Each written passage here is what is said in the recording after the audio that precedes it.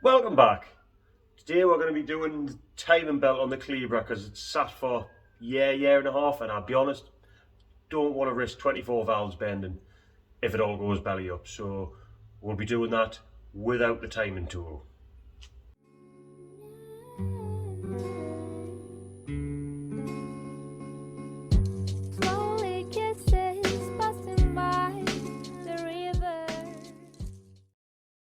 As I said, what we're going to do is we're going to do timing belt on this today without the actual timing tool. See if we can get it done. I've got a little trick up my sleeve. Might make it useful for some of you people who want to try and do this at home. See how we get on. First of all though, we need to strip off all the covers and the airbox and stuff. We'll get all that out of the way and then we can see exactly what we're dealing with.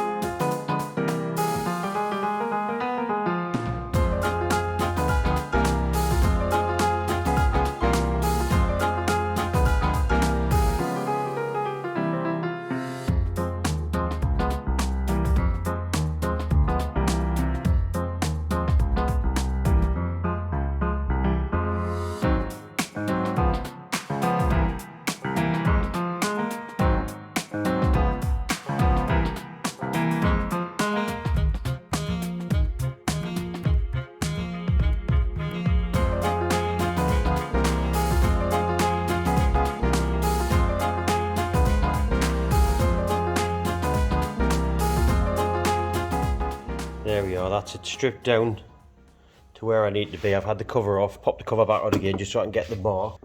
If you look right about there where my screwdriver is pointing, that's the top dead centre mark. So there'll be a little corresponding notch on the bottom pulley, on the main pulley. You want to turn it round and line them two up, and that's on top dead centre.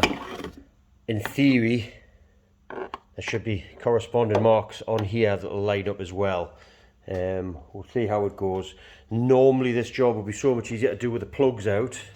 Now I can get to the 3 front plugs nice and easy there, but anybody who has one of these engines knows fine well, to get to the rear 3 you've got to take the inlet manifold off, and that's a whole different ball game. So what I'm going to do, I'll be honest, I'm going to be lazy, leave them on, and I'm just going to force it past compression. If you take your time with it, it will actually go past.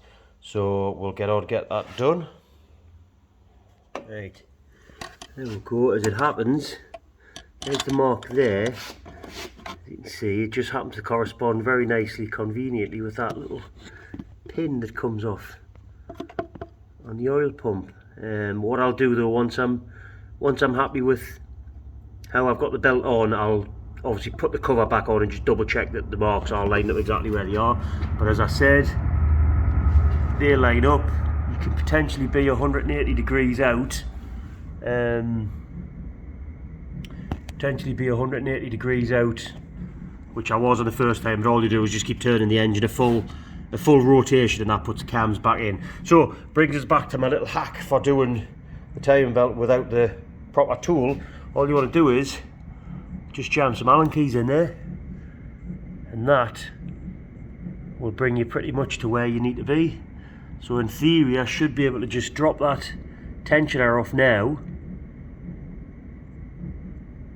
and they should stay pretty much put where they are. I've got to take the bottom pulley off first though, so what I'll do is I'll use the ratchet that I've got on there now to hold it in place, and I'll use the little ratchet that I've got to take off the little bolts around it, so I can get that off and slide the belt off and on. But other than that, that's pretty much ready to go. So I'll whip the bottom pulley off now, and then we'll get the belt off. As it happens, the belt actually looks still in reasonable condition. It was a genuine belt, but as I say, with it sitting for as long, I just want to see, I don't like the look of that crease down the middle, but with it sitting as long, I just want to make sure that I'm 100% right with it. Right, we're happy that the pulley's off the bottom. We're happy that that's on its marks. They're locked up. All these marks are lined up. And these marks here are lined up as well. So all I'm going to do now is I'm use the Allen key on there. I'm going to crack it off with a spanner from this side, crack that slack, take the weight off the belt with the Allen key, and then nip it back up again so we've got a bit of slack on the belt, and then we can start and work it to actually remove it and see where we're getting at. There we have it, nice and easy, simple as that. So we're happy that, hold on, let's have a try and get this back here. We're happy that that bottom pulley hasn't budged an inch. These lines are still lined up, the top timing mark. So all I've got to do basically when I put the belt back on is just not touch or knock them at all, and then set the tensions right all around, which will be what we'll do next. So bought a kit. There's the part number for the C25XE if anybody needs it. I bought the kit, it comes complete with new timing belt. Obviously I'll check to make sure it is definitely the right one. 2 new idler pulleys and a bracket and a spare, not spare idler pulley, sorry, the bottom idler pulley to replace that, and new fixing hardware, full setup. So we'll get this thing slapped on and then we'll start and diddle about with the tensions. Obviously I've got that bracket there to change, which it's not a bad job to do, to be fair. I'll just unbolt it and bolt the new one back on. The belt, the old belt as it happens, wasn't actually all that bad. Where is it? There, I mean, you can still see, you can still make out the numbers and that on it. I've seen much worse, but as I've said before, for the sake of 24 valves and for what this has taken, I've been on probably about maybe an hour and a half stripping it down to this point. For what it's taken to do this, I would sooner do it, and then I know in my head that I'm 100% safe. So what I'll do is I'll change this bracket over now, and I'll pop the belt back on, I'll pop the pulleys back in place, and then we'll go about trying to set the tension up and see what happens. Right, as you can see, we're on the mark right there. Got the marks there,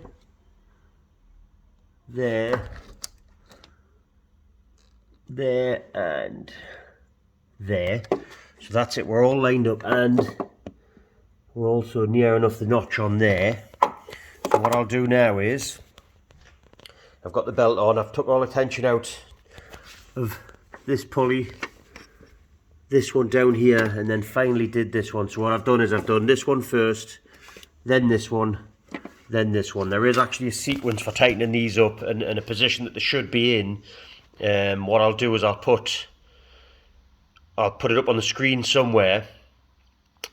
I'll be honest, I went a bit rogue on it because purely because I didn't like how slack the belt was. So I just kind of tightened up to where it was, and as it happens, these have fallen exactly where they should have fallen. So where on the thing where it says the arrow, I've taken that to mean this. So this one here down here set to 2 o'clock. This is the final position of it, the final resting position of it. That one's set to 2 o'clock or thereabouts. That one's 9 o'clock. And it says that one should be just past the mark.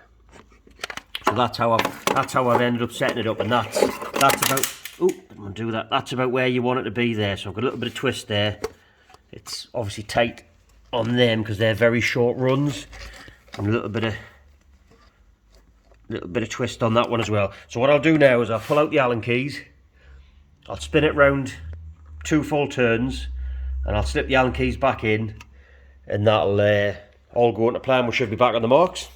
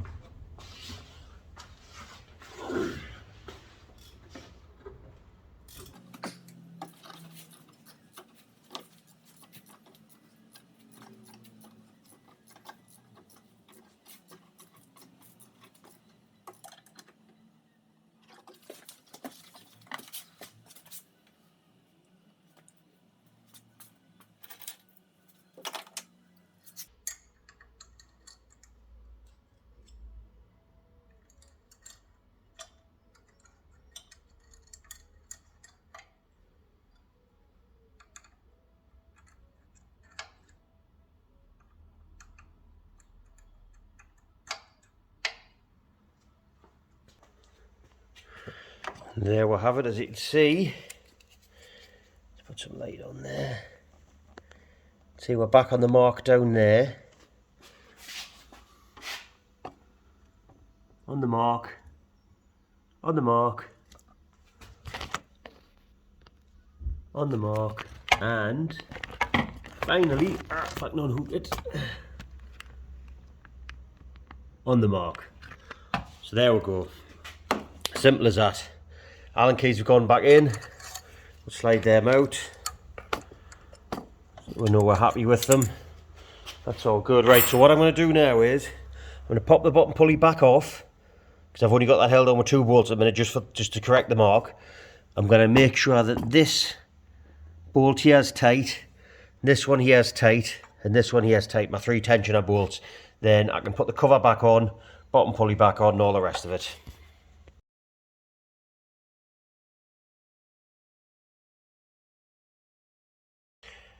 And there we have it, all back together again. Pop the belt on. One word of warning though, make sure when you put the belt on, make sure it's actually sitting in the grooves all the way. When I first put the belt on, when I first built the engine, I mustn't have had one of these little ribs sitting in its groove properly. And you see all this little black dust on here. Just shredded the belt. It took a year or so, mind, don't get us wrong, it took a year or so. I knew there was something wrong because it was just putting belt shreds all over the place. But eventually it just fried the belt, so just make sure they're sitting right. I've built it all back up. The only thing I haven't put back on at the minute is the air filter. That's because I want to get the air filter itself out to give it a clean. And I've got one of the screws is a little bit rusted up, so I'm just going to soak that and penetrate in oil overnight. But I've got it all up and rolling there now, plugged in. I've plugged the sensors back in. And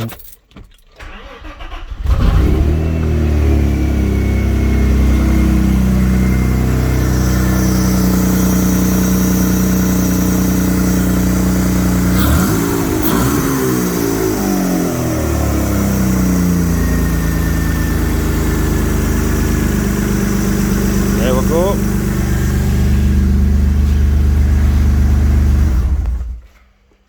Happy with that.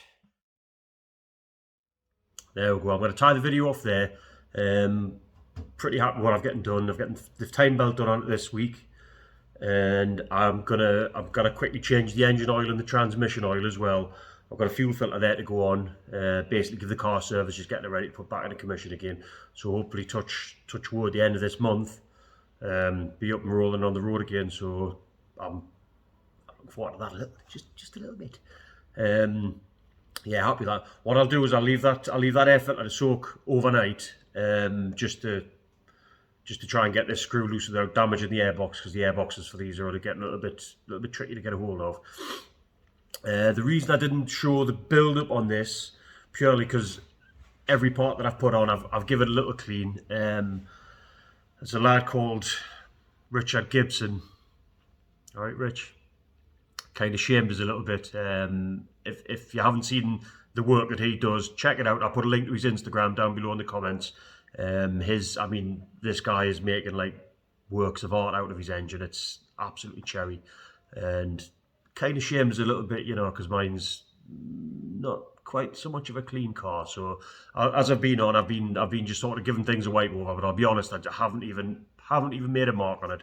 I think the best thing I'm going to be able to do is probably this winter when it comes back off the road, I might just pull the engine in and actually do a thorough going over it, because I've got a few little plans. I'm still looking to shave the bay yet. I've got a couple of little plans, but I don't want to do that now because show season's here and I want to get the car running. So yeah, let's see. I'm going to end it there. Once again, thank you to the new subscribers. Let us know what you think, how this 2 weekly uploads going. I'm not sure how you feel, and I'll be honest, I've been a bit lost. I was a bit lost last week when I didn't have a video to upload. I was a bit kind of on edge on the Sunday, so I don't know. I might go back to the weekly uploads. I felt a bit more motivation that way, you know, to get stuff done. So yeah, thanks to the new subscribers. Let us know down below what you thought of the video. Was it any good? Do you want to see more of this? Do you want to see some stuff back on the Nova again? Which at the moment you are currently, where are we? You can't actually see. Which at the moment the camera's currently sitting on.